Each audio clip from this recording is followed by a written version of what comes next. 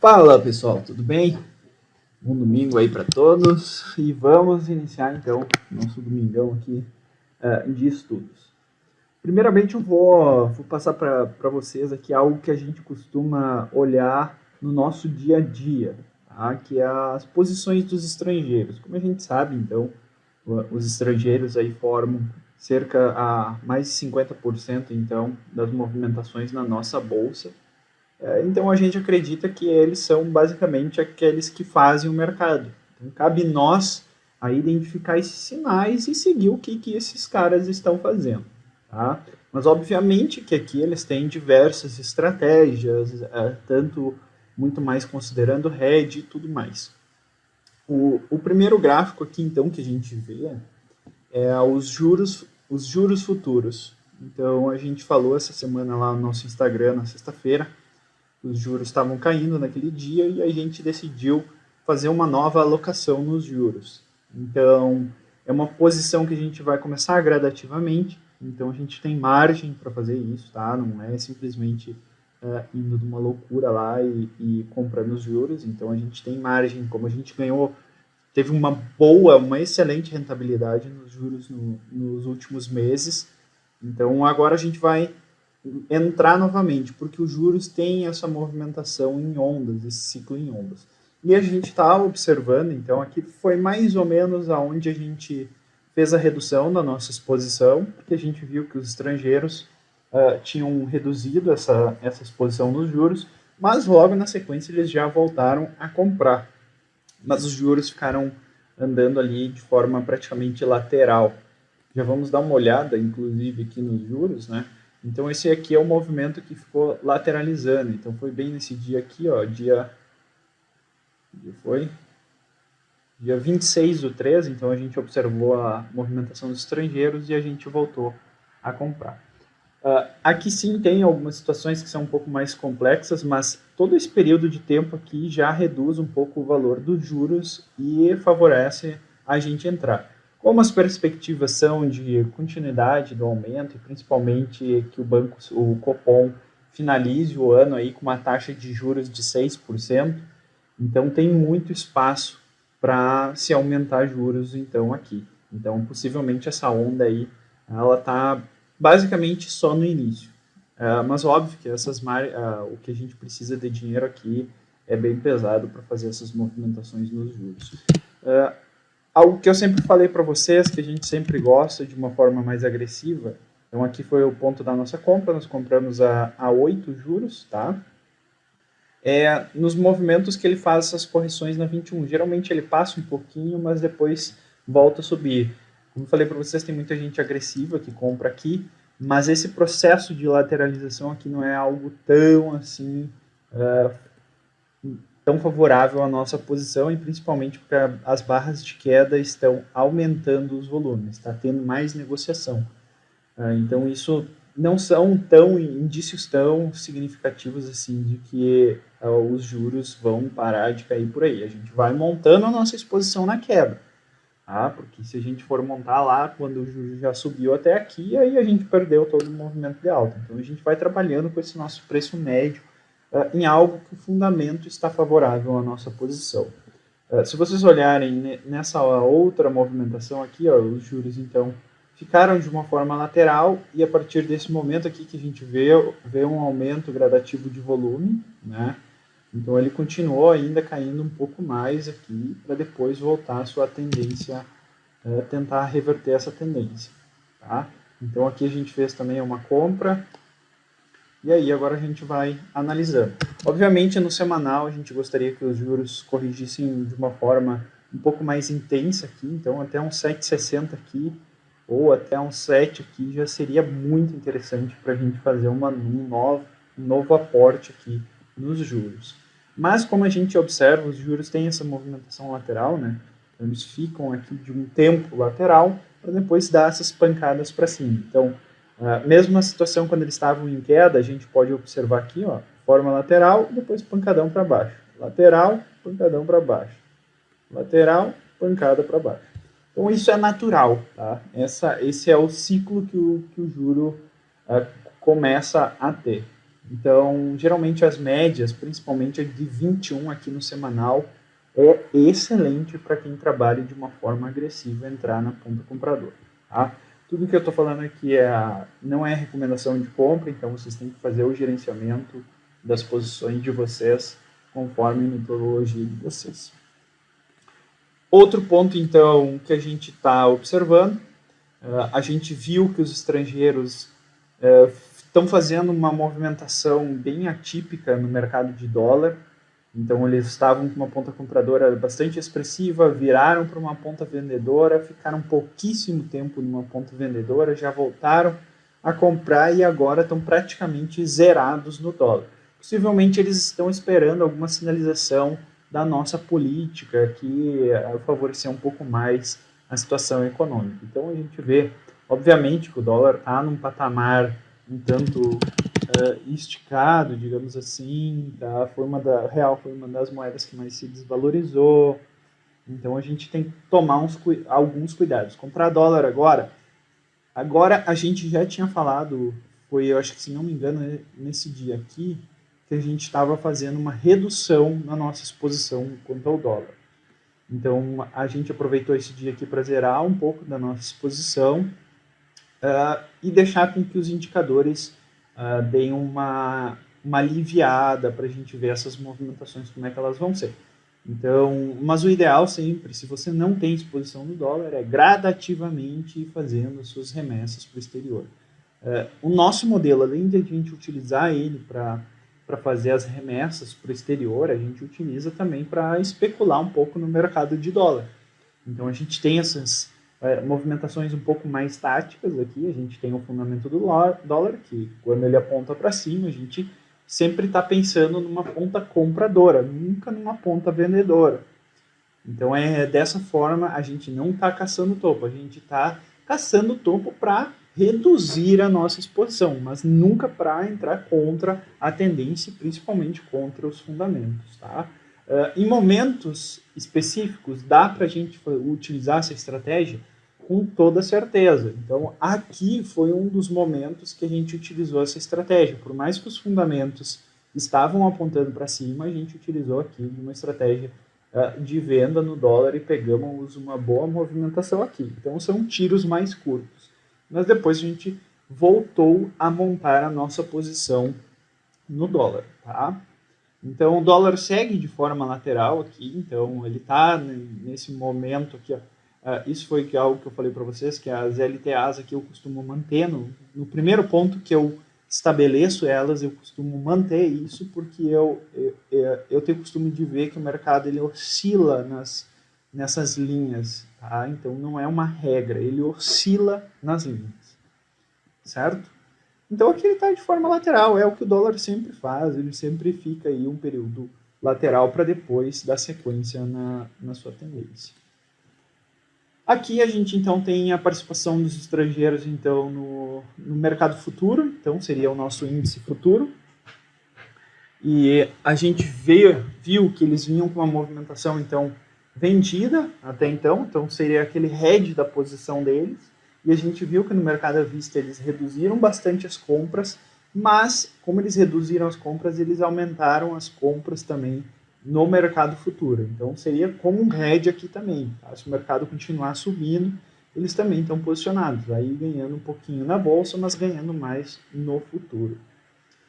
Então eles estão com uma posição aqui que não é uma posição assim tão grande, é uma posição pouco significativa. A gente vê que o estrangeiro está bem receoso, principalmente se a gente observar o fluxo, por mais que agora dê uma melhorada. Então, isso que é muito importante a gente observar o fluxo dos investidores estrangeiros. Se a gente pegar essa última movimentação da nossa bolsa, principalmente a partir daqui, ó, foi aonde praticamente eles pararam de vender o nosso mercado e começaram a recomprar as suas posições. Então, sim, são eles praticamente que mandam aqui no nosso mercado, por conta da participação que eles têm. Então, todo esse movimento de alta aqui, ó, então aqui a gente tem essa linha preta, que é a nossa bolsa, o Ibovespa, e a linha verde clara aqui, que seria o investidor estrangeiro. Então, olhem como eles fazem as movimentações. Então, no movimento aqui que eles começaram a comprar com mais intensidade, o mercado deu dessa ampliada aqui, tá? Agora, eles acumulam nesse mês em torno de 4 bilhões e 300 milhões, tá, de compras no nosso mercado. Vamos ver como é que vai fechar aí abril e maio, certo? Então, esses são alguns dos indicadores que a gente costuma observar aqui antes de iniciar nosso dia na bolsa. Então, a gente sempre vê como é que tá as movimentações. Mas, obviamente, a gente faz as nossas posições com muita tranquilidade, tá? Por mais que a gente leve eles com referência, a gente usa muito dos nossos indicadores de price action e na nossa leitura do mercado para montar as nossas posições. Então, o Ibov aqui, então, ele continua fazendo essa escalada, é algo natural quando ele faz isso. Olhem como os candles aqui são um pouquinho pequenos, mas o mercado tem uma tendência, sobe com bastante tranquilidade. Então, a gente vê aqui ó, que a média de 9 geralmente é um guia para os preços, tá? A média de 9 aqui é bem interessante para a gente usar como referência de como que o mercado está se comportando. Então, a gente tem aqui ó, as compras mais agressivas quando entram em tendência de alta. Notem que o mercado estica, se afasta um pouco da média, passa alguns dias de forma lateral, encosta na média, aqueles compradores agressivos já começam novamente a fazer as suas compras. Então, isso é uma tendência. O mercado não é binário, só para cima, só para baixo. A gente tem que entender essa questão e parar de pensar, bom, agora o mercado está muito caro. Bom, mas se ele está encostando nas médias e isso serve como referência para os preços, a gente precisa acompanhar isso. E a gente não precisa ficar catando o topo ou o fundo do mercado. Basta a gente ver como é que está a linha aqui de tendência e as médias apontadas para cima, o mercado vai continuar, porque é uma tendência dos preços aumentarem, certo? Então, momentos aqui que a gente pode utilizar as médias para sair. Fechamento abaixo da média de 9, porém, a gente ainda tem a média de 21 ali segurando os preços. Mas, geralmente, quando ele fecha abaixo da média de 9, e quando a gente tem volumes mais expressivos aqui, dizendo que existem vendedores, ou seja, uma venda com mais convicção, então a gente já fica mais cauteloso, tá? Aqui se pode utilizar também, quem usa stop aí para realizar suas posições, tentar sempre que usar na média de 9, quando ela vira, o mercado fecha abaixo dela, mostra convicção na venda, então vocês podem fazer o stop, o trailing stop que a gente chama, tá? E subindo o stop e deixar que o mercado stop. A gente não usa esse sistema, tá? A gente observou que nesses dias aqui entrou um fluxo muito grande e a gente reduziu por aqui assim a nossa posição. Então, continuando, o índice futuro está na mesma situação, parece que ele está dentro de um canalzinho de alta, está vindo aqui nessa zona aqui de resistência, tá? Isso aqui é uma zona de resistência, a gente já vê pelo tamanho dos candles, o aumento do volume, então está demonstrando que tem gente ali tentando defender essa parte, tá? Café. O café aqui, o contrato, deixa eu botar aqui, agora a gente vai ter que fazer a rolagem. Eu estava no contrato K, mas o resto do pessoal do grupo estava no contrato U, então permanece. Eu vou ter que fazer a rolagem, então vou gastar um pouquinho mais aí para fazer essa rolagem para entrar no contrato K. Mas a gente já nota aqui que começou a ter um aumento de volume, então as médias de 9 principalmente está querendo aqui, ó, cruzar de 20 para seguir aí numa tendência altista. Então, a gente mantém a nossa exposição no café com muita tranquilidade.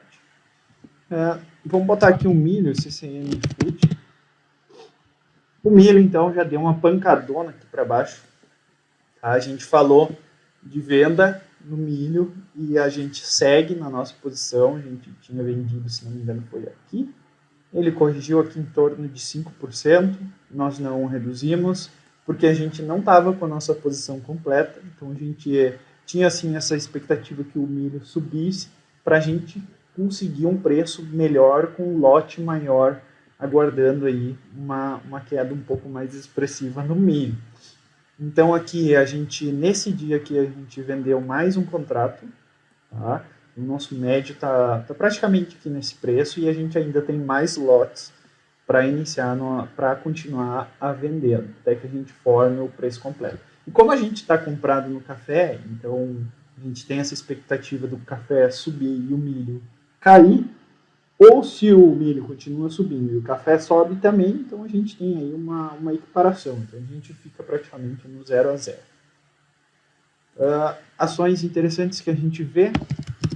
Banco do Brasil Seguros é uma ação que a gente está de olho aí. Ele está sofrendo um pouco mais por conta dos momentos políticos que a gente vê no Brasil, pela instabilidade, pela ingerência. Outro ponto que também está forçando um pouco aqui as ações do Banco do Brasil Seguros é a questão do IPO da Caixa. Então, é uma seguradora que entra aqui de forma de concorrência. Então, por isso que está sofrendo um pouco mais. Mas nosso pensamento não é a valoração da empresa, das cotações. E sim, a gente está focado aqui no dividend yield, tá? Em ganhar dividendos dessa empresa, que é uma empresa muito boa e extremamente pagadora de dividendos. Então, a gente tem interesse nela por esses motivos, tá? E como eu falei para vocês, está aqui nessa linha aqui, que preocupa um pouco, mas a gente está preocupado aqui em ganhar dividendos. Outra ação que a gente fala, tá? Gold 11. Então a gente já vem formando uma posição, inclusive está aqui a setinha, da onde a gente iniciou as nossas compras. Então a gente já está aí com lucro de 4%. O ouro é mais lento, tá? Mas é uma exposição de prazo um pouco mais longo. Mas aí a gente já tá, a gente, ó, se considerar aqui, ó, chegou a perder 0,80, mas já tá aí rapidinho tendo um ganho. Então a gente vê aumentos expressivos, tá? Isso aqui é price action, pessoal, tá? Isso é price action. Então a gente tem outros fatores de como que a gente calcula isso aqui, mas olhem essas barras aqui, ó, com volume expressivo e fechamento praticamente na máxima, tá? Isso aqui significa que teve investidor, muito dinheiro entrando nessas posições aqui. Olhem aqui, mais uma barra verde, tá? E fechamento na máxima. Geralmente, quando o pessoal tenta furar a base dessas barras aqui, esses investidores que compraram aqui, eles tentam segurar os preços. Então, a gente vê aqui brigas bem grandes para tentar puxar o preço para cima. Perdendo essa mínima aqui, sim, já fica mais complicado. Obviamente, o pessoal vai tentar defender, mas esse aqui é um dos pontos mais críticos que a gente vê no ouro. Mas no ouro, a gente identifica com uma valoração aí no longo prazo. Então, a gente está montando a nossa posição no ouro, a gente está indicando aí para o nosso grupo comprar ouro, certo? Bom, quanto ao mercado brasileiro é isso, vou passar de uma forma bem rápida aqui para o mercado americano, então. S&P na tela, então a gente vê, a gente está fazendo a leitura de alguns indicadores do S&P e vem nos preocupando algumas coisas. A gente já fala assim sobre as fragilidades do S&P há algum tempo, mas agora, pessoal, a gente entrou numa zona de sobrecompra aqui nunca registrada antes. Então, muito cuidado, isso aqui é extremamente sensível, tá? Para o S&P, para uma correção, mas isso não indica o fim da tendência. Então, o bear market não está aí à vista, tá? Por conta desses fatores. Então, médias apontadas para cima. A gente comprou nessa semana, né? Na quinta-feira, se não me engano, umas opções do S&P, então umas puts do S&P, então para a gente travar a nossa posição, tá? Triple Q, que seria o Nasdaq, então também está aqui, ó, tentando romper o topo, tá? Tá ali patinando. Então a gente já viu aqui uma barra um pouco mais intensa de queda. Então isso indica que tem vendedores ali segurando as posições. Hoje eu vou fazer um vídeo um pouco mais curto. EWZ então na tela. EWZ tentando retomar a sua tendência, tá? Então Notem como eu falei, quando o mercado se estica, faz aquela correção, como as médias, quando estão apontadas para uma direção, costuma guiar os preços nesta direção. Então, por isso que a gente usa médias que são mais lentas e médias que são mais rápidas.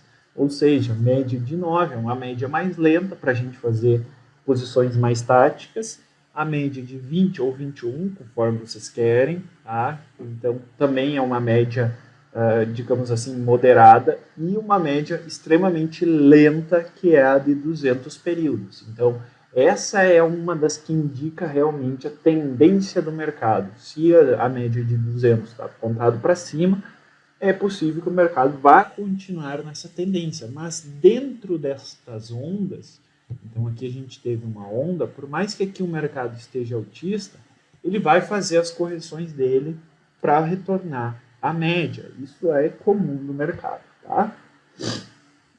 Então é possível entender. Então a gente faz compras agressivas tanto na média de 20, como movimentos mais curtos, como na média de 9 para fazer aportes, tá? E na de 200, então, para a gente fazer aquelas posições de aumento no portfólio ou redução no portfólio. Tá? Então, quando chega na média de 200, a gente pode aumentar a nossa exposição em ações ou pode reduzir conforme o afastamento, ou se é uma tendência de baixa, se esse movimento, a média aponta para baixo, então a gente vai reduzir ainda mais a nossa posição. Então, são esses critérios que a gente utiliza.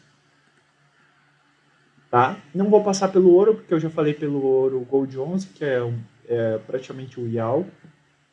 E agora vamos para o Bitcoin aqui na tela. Foi. Então a gente teve aqui uma movimentação aí de notícia dentro do Bitcoin. Então as criptomoedas tiveram uma correção bastante expressiva, mas a gente já vinha falando já desde esse momento aqui, né, pessoal? Desde esse momento aqui, a gente já falou que o Bitcoin estava com algumas fragilidades. Então, o que significam as fragilidades? Não é momento da gente fazer alguma exposição ou aumentar a nossa exposição, por mais que a tendência dele no longo prazo seja de alta. Tá? A gente acredita muito na moeda. Mas, quando chega a esses momentos frágeis, quer dizer que as oscilações para a gente perder, elas são muito mais favoráveis. Ou seja, se a gente pegar aqui, ó, uma movimentação aqui de... Chegou a cair o quê? 16%.